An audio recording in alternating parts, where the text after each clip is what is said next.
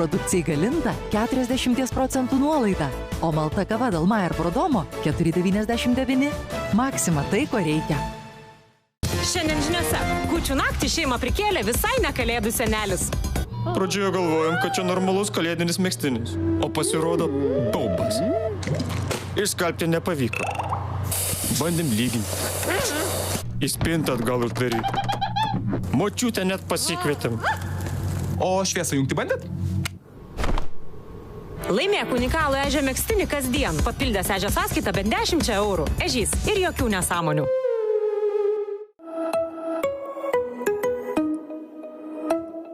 Dovanok ramybę švenčių chaose.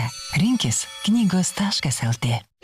Garsūs tėvai ir jų plepūs vaikai. Taip jis elgiasi kaip senukas. Valgo tik agurkus ir alaus geria. Apsirengęs suknelę ir dainuoja. Kažkas iš jūsų slepia mokesčius. Ario! Nuvykusiai juokauja. Gamina labai neskanų. Jeigu šitą nepatinka, eis gyventi pas močiutę. Jūs turit paslapčių? Oi, tikrai taip. Didžioji TV3 premjera žvaigždutės. Jeigu pasakys kažką tokio, kas galėtų sugriauti karjerą, tai tikrai būtų netiesa. Jau greitai. Namai – tai vieta, kur gali būti savimi. Sužinok daugiau luminor.lt. Didžiausia aviakatastrofa nepriklausomos Lietuvos istorijoje. Šalia Vilniaus oro uosto nukrito ir sudužo krovininis DHL Boeing. Ugnis dega viskas, dūmų daug. Vienas pilotas žuvo tarp 3 sužeistų įgulos narių ir lietuvis.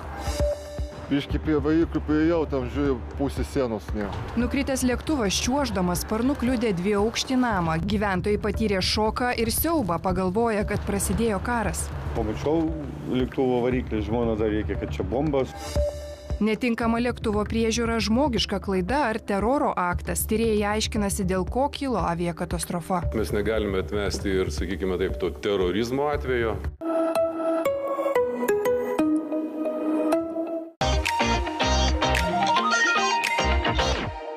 Susirinkę žmonių dalinam į 4 dalis. Šį pasakojimą pradėjo